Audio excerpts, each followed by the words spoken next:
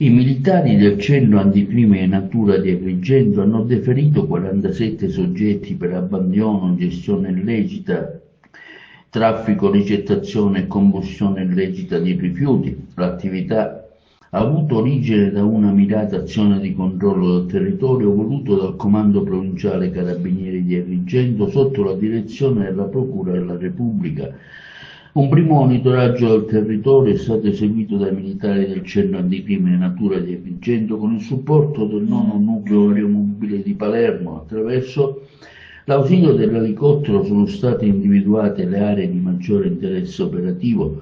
Una volta georeferenziate e fotografate, sono state oggetto di comunicazione all'autorità giudiziaria che ne ha disposto il monitoraggio attraverso l'installazione di telecamere. Gli episodi di abbandono e smaltimento illecito sono stati innumerevoli con diversi livelli di gravità.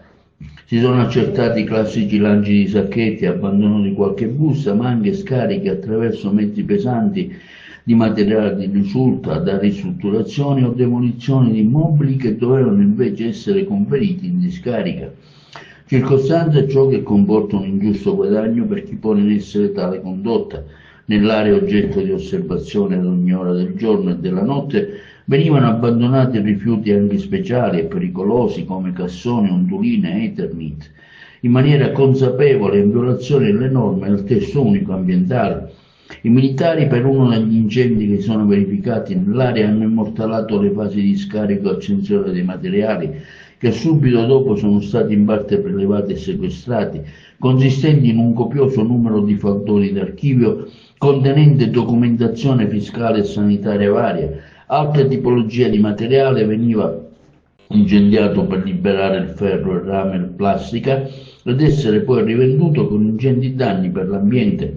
Gli autori dei reati, ben visibili all'occhio delle telecamere, sono stati così identificati e deferiti alla Procura della Repubblica di Agrigento. Il GIP, su richiesta della Procura, ha disposto il sequestro preventivo di 2 automezzi, eseguito dai militari del Centro Anticrimine Natura Carabinieri di Agrigento.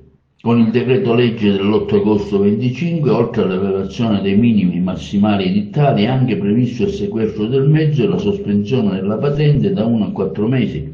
Le attività di monitoraggio ambientale promosse dall'Arma dei Carabinieri per la tutela della salute dei cittadini abbracciano l'intero ambito del testo unico ambientale e comprendono il ciclo del cemento, la depurazione delle acque, le emissioni in atmosfera, la tutela del suolo